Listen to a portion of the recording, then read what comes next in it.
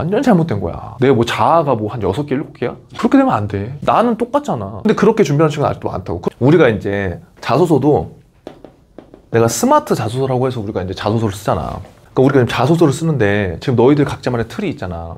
근데 이 공식이 절대적인 건 아니지만 그래도 진짜 글을 못 쓰거나 어려운 애들이 있을 수 있잖아. 그러면 요 정도 선에서 우리가 나눠보자는 거지. 근데 지금 이제 질문이 있는 거는 자소서 유형, 면접 준비라는 게 뭐 1유형을 얘기하고 2유형을 얘기하는 거잖아. 그럼 여기서 내가 왜 두 가지로 구분했냐면 근데 이런 거야. 이게 아까 조금 전에 얘기한 T포인트랑 연결이 되는 거야.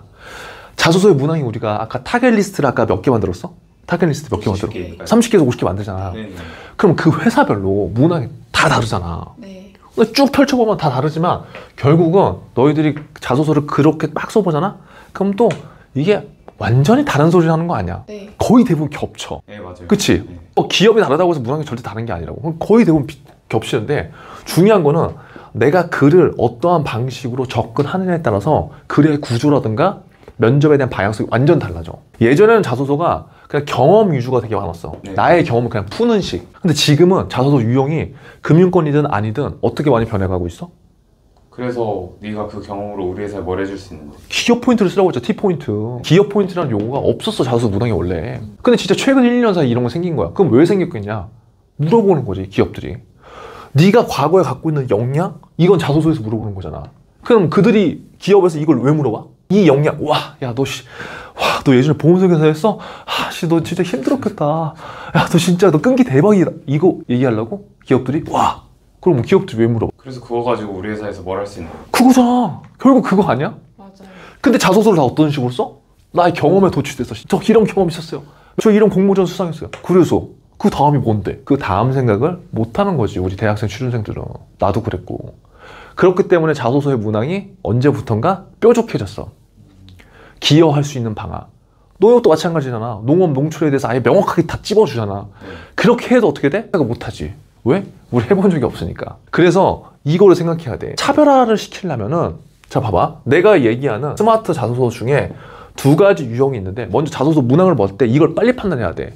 첫 번째 유형은 뭐야? 그냥 인성이나 내가 조직 관련된 문항이라고 했단 말이야. 두 번째 문항은 뭐야? 지원 동기라든가 포부.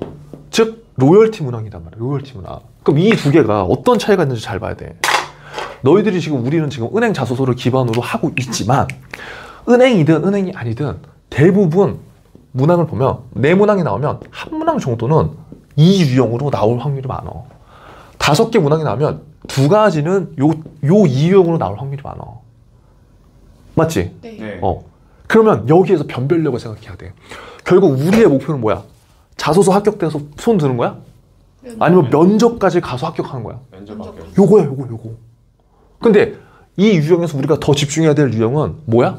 합격을 원한다면 구독과 좋아요. 알람 설정까지. 이 유형이야, 이 유형. 이거라고. 네. 그치? 너무나 당연한 거잖아. 근데 이 당연한 거를 모르는 친구들이 많아. 엠빵으로 시간을 투자한다고. 이거 인성 조준 문항은 사실 내가 은행을 쓰든 어디를 쓰든 다 똑같아.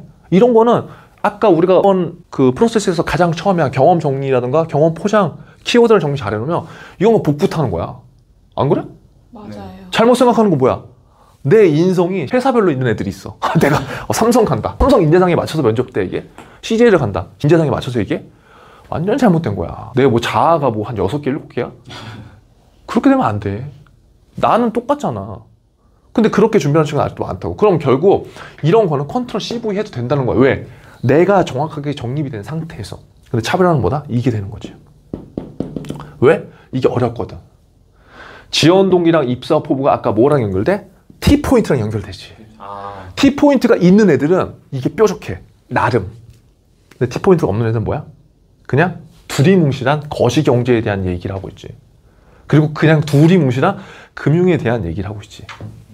그러니까 이걸 엄청 뾰족하게 쓸 수는 사실 없지만 내가 이 유형을 강조하는 이유는 남들보다 약간 디테일하게 표현을 하잖아. 그리고 이 유형에서 내가 또 강조하는 건 뭐야? 너희들의 경험, 와이나를 강조하잖아. 와이나. 나의 경험, 현장 방문이라든가 현직자 인터뷰, 그리고 내가 뭐 나의 어떤 히스토리, 그런 얘기를 써주면 어떻게 되겠어? 나만의 스토리화가 되기 때문에 자소서도 잘 읽히고 면접 때 당황할 확률이 줄어든다는 거야. 지금 근데 동그라미 같은 경우에는 뭐야? 작년에 면접 2번에서 아깝게 탈락을 했지만 그 이유 중에 하나가 이 유형에 대해서 잘은 썼는데 내 히스토리가 조금 없다는 거지. 약간 고급지게는 썼지만 내 히스토리가 없어. 그러면 이제 이번에는 너의 히스토리가 약간 들어간 디테일한 것을 차별화를 시켜야 된다고 보는 거야. 이게. 이 두 개에서 우리가 갖고 와야 될 포인트는 뭐가 더 중요한 거야? 2번이 무조건 중요한 거야. 그럼 자소서에서 2번을 잘 쓰면 어떻게 돼? 면접 때 질문이 달라지는 거지. 봐봐. 이것 때문에 질문이 다르게 들어오지 않아. 그럼 뭐냐면 왜 지원했어? 라고 했을 때 너희들이 자소서의 구성이 디테일하기 때문에 면접장에서 말할 수 있는 게 어떻게 돼? 남들보다 디테일해지는 거야.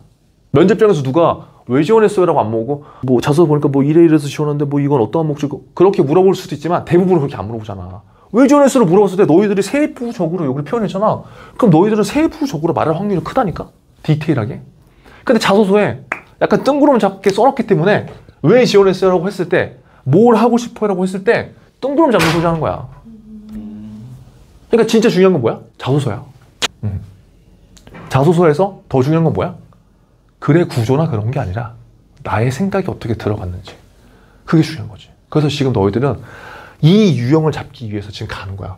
이 유형을 개발시키기 위해서 T포인트도 연습하는 거고. 그치? 네. 이거는 1번은 이 경험정리랑 그건 나의 뼈대니까. 그리고 면접 때도 뭐야? 그것도 굉장히 중요하지만 요거를 표현하는데 대부분 다 하는 친구들은 이 유형에서 뭘 표현해? 스펙을 표현하거든. 면접에서. 네, 맞아요. 경험을. 그러니까 너희들이 차별화가 되려면 난 다른 방식을 선택해야 된다는 거지. 이게.